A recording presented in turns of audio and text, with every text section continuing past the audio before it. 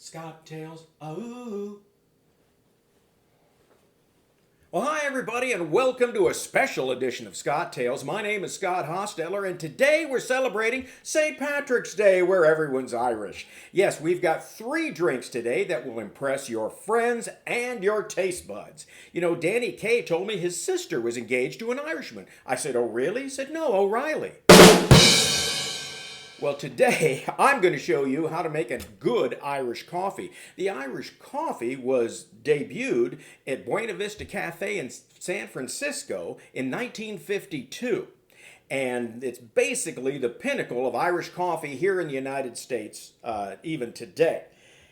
We start with a 6 to 8 ounce stemmed glass that's been preheated with warm water because you want your Irish coffee warm. And we start off with 2 sugar cubes. 2 sugar cubes because they dissolve quickly and it's the exact measurement you want. Now we go with 1 1/3 ounces of Irish whiskey. Now the Buena Vista uses Tullamore Dew, which is a very nice Irish whiskey, but when I was in the Dead Rabbit, New York City, who makes a great Irish coffee, they use Jameson's. So we're going to go with Jameson's today. 1 1/3. So there's 1. And this is going to be a little bit harder. We'll kind of eyeball it. And if you have a little extra, Aaron go bra. 2. All right. Now that's sitting. Now you want to get 4 to 6 ounces of fresh coffee. Fresh brewed coffee. So you pour it in. 4 to 6 ounces. Then you give it a little bit of a stir. Here you're stirring up the sugar, making it dissolve. You know, I just got Rodney Dangerfield's new book. It's called, let's see, Should a Man Buy a Yacht When His Girlfriend Laughs at His Dinghy? I think it's kind of a nautical theme anyway. The thing that tops off your Irish coffee is the cream. Now, you can make a big thing of cream. You don't want it peaked like that. You have to use real cream because it floats better. That means 36% fat. We put it in this jar. We shake it for 15 seconds, which I did previously. Then you slowly pour over your heated spoon as a float. And if it goes properly, look at that. Oh, that's lovely. Man, it looks like I've been doing that all my life. All right. Now, you give it a little bit of a taste. Now, you drink it right through the cream because it should have 4 distinct flavors. The hot coffee, the sweet sugar, the strong Irish whiskey, and the cool cream. Let's give it a taste. Yes! And you get a great little mustache. Oh, that's very nice. But you've got a treat coming because for this show, we're going to go live to McCantz's Pub in Tuscany, Italy, where a real Irishman is going to show you a couple of great drinks. Well, thank you, Scott, for having me on your show today. And you know, Scott, you know why you shouldn't iron a 4-leaf clover? Because you don't want to press your luck. Okay, so today we're here to make an Irish flag.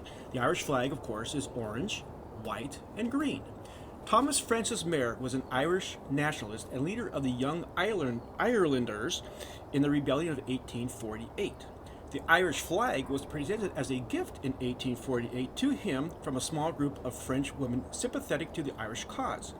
It was intended to symbolize the inclusion and hoped for union between Roman Catholics, symbolized by the green, and Protestants, symbolized by the orange. The significance of the colors outlined by Meagher was the white in the center signifies a lasting truce between orange and green, and I trust that beneath its folds the hands of Irish Protestants and Irish Catholics may be clasped in generous and heroic brotherhood. So, we're going to start out with three separate parts. The first part, I like to use the Creme de Menthe, of course, which symbolizes the the green, or the Catholics. And what we do is we take a small spoon, if you have it, and we put it in a tall shot glass. Now, if you don't have a tall shot glass, you can get them online for about 89 cents a piece.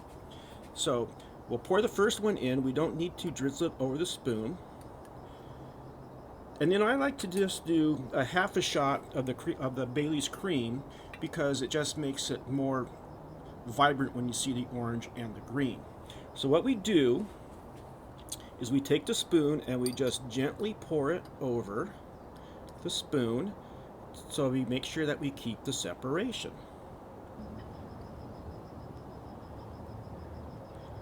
And this is a very tedious process, but when we're all finished and done, you're going to really see it and you're going to enjoy it. Now, I have a lot of non-drinking friends, but whenever they come over on St. Patrick's Day, they always say to me, "Can I have one of them Irish flags? They're so good." So now we take the Grand Marnier, and again, we gently put it over the spoon so we make sure we have the separation.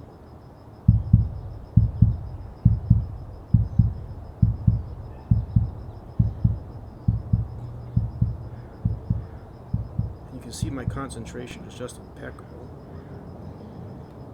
And there you have Just freeze back away. the Irish flag. Orange, white, and green.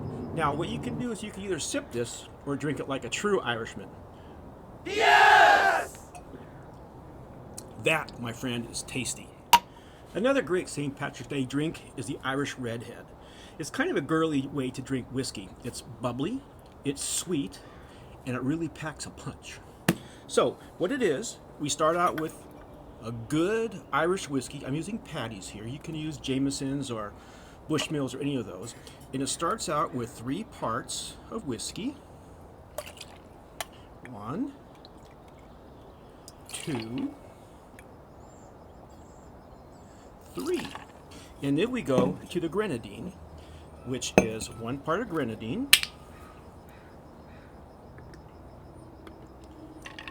and then 6 parts of ginger ale.